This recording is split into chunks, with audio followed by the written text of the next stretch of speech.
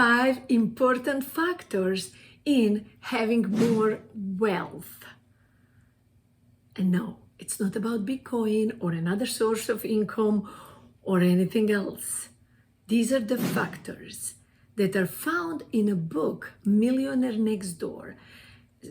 Stanley has been researching wealthy people, rich people for 20, 30 years, and he has come up to 5 factors. So why are we going to talk about these 5 factors? Since I am love and relationship specialist, I'm Helena Summer. Subscribe to this channel if you want to know more about the richness of your love life. So here is the deal.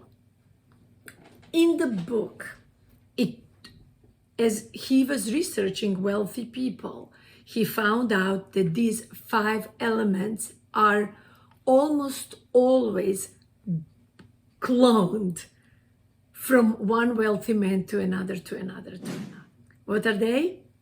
Number 1, integrity. Integrity, when you say you're going to do something, you do it. When you shake a hand, your handshake means something. And no, we're not talking about all the people on the top of everything who just would sell your soul for the signature. We're not going that dark into the rabbit hole. We are talking about normal people in business. People who have regular companies, brick and mortar businesses, stores, plumbing companies, any coaching businesses, anything like that, that are not like we are not going into cabal or anything like that. So number 1 is integrity. You say what you want to do, and then you do what you said. People can hold you for your word. You know you're going to do things with a higher guidance that is spiritually based, that is based in your truth, in your essence, that people can actually trust you. Now, interesting thing, those people who have successful relationships, they also have integrity when it comes to dealing with their partners. They can trust each other. They can connect with each other. They can be here for each other. Isn't that interesting? Integrity in your personal life trickles to integrity in your business life, and the other way around. Business integrity, personal integrity. Integrity is a skill.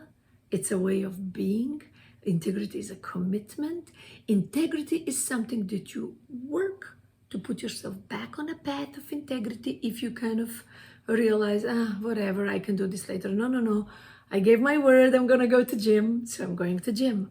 I'm a person of integrity, right?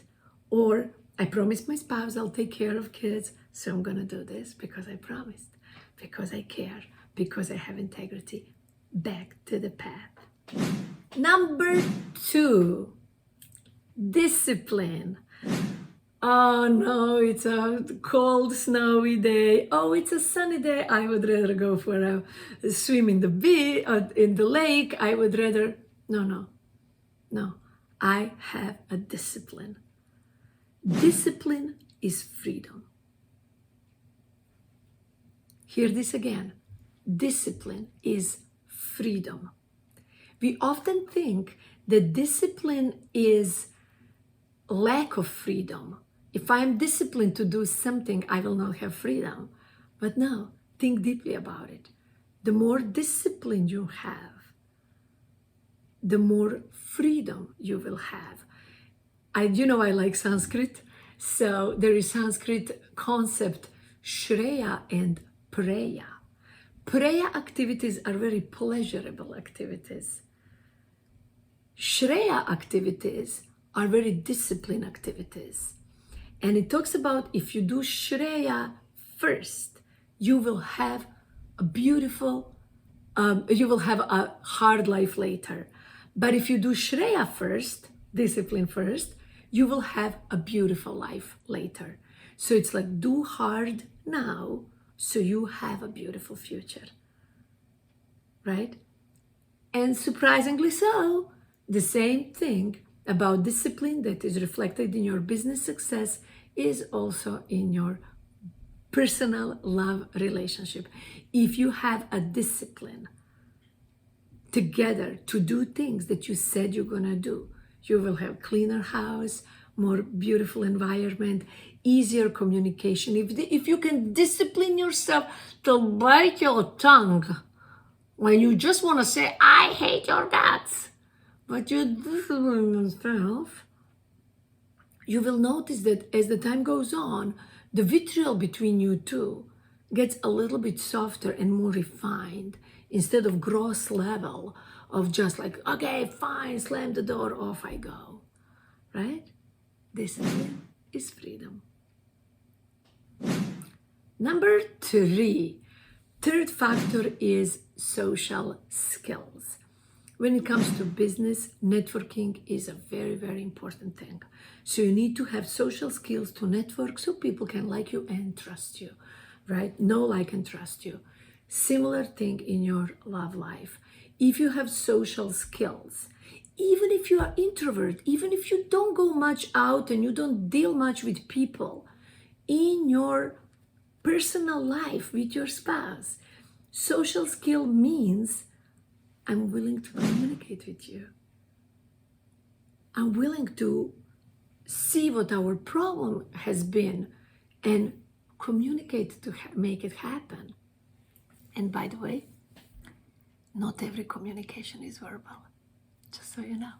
Some communication is communication with your hands, communication with your touch, communication with your tongue, but not with words, right? Kissing, communication, also communicates where are you at. Social skills, once you have a marriage and a family, this is your social world. Communicating properly in that social world, having those skills, it's gold. It's so, so important. And speaking of gold, you know what I teach? Gold digging. You dig the gold in the heart from the person. You dig the gold every day. Speaking of which, I even have my little gold digging journals.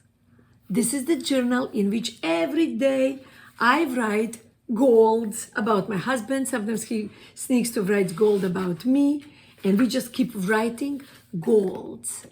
Gold is something good about you, not a complain stuff. Speaking of which, you can watch my complain video to know more about that. And if you want to have social skills, you start with digging the gold. Very, very important. Number 4 in the research of the book Millionaire Next Door, number 4 factor of your wealth will be what's the most dear to my heart and soul. It's supportive spouse. Supportive spouse. That's a predictor. Supportive spouse. Now ask yourself, am I a supportive spouse? Am I a supportive spouse? Do I support my husband's dreams and goals? And sometimes some people say, oh, my husband doesn't have too many dreams and goals. He's very content with his life. Okay? Is his desire for your support to support your own dreams and goals? Think about that. So many husbands that I hear from my clients are very open. Oh, but I want her to go to the gym. But I want her to go out with girlfriends. But I want her to do self-care, to take care of herself, to be happy.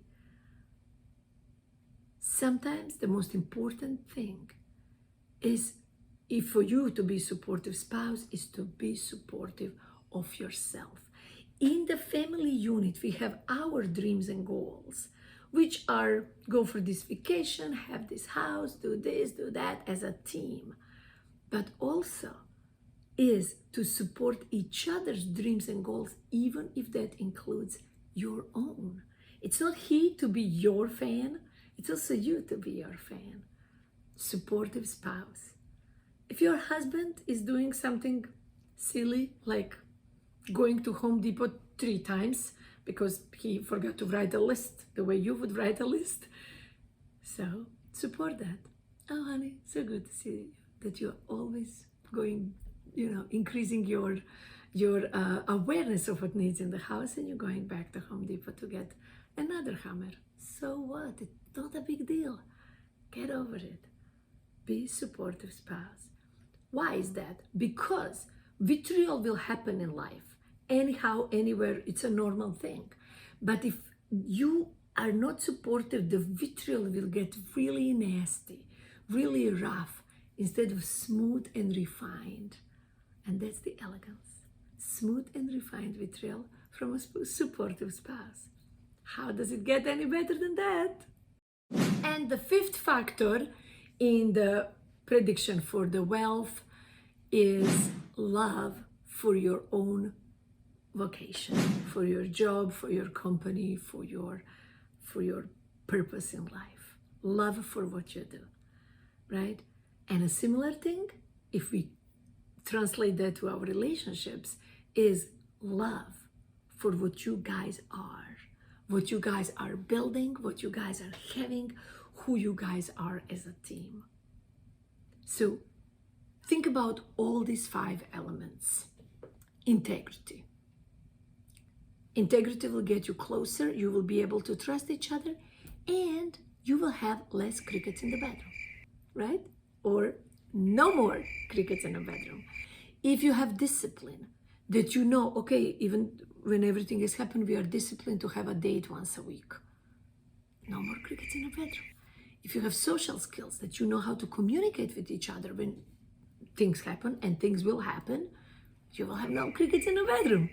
If you have supportive spouse and love for who you are and what you do, you will have no more crickets in the bedroom. Correct? So give me a thumbs up if you like this. Tell me in the comment which of these is the easiest for you to do and which of these is the hardest. Tell me that. And you can go to cricketsinabedroom.com to join us for this whole journey in creating relationships to be more peaceful and more playful. This is my mission in life ever since war. I knew that there is something I could do to stop the war in my head, to stop the war in my heart, and now I'm stopping the wars in relationships and making them more peaceful and more juicy and more delicious. I love you very much.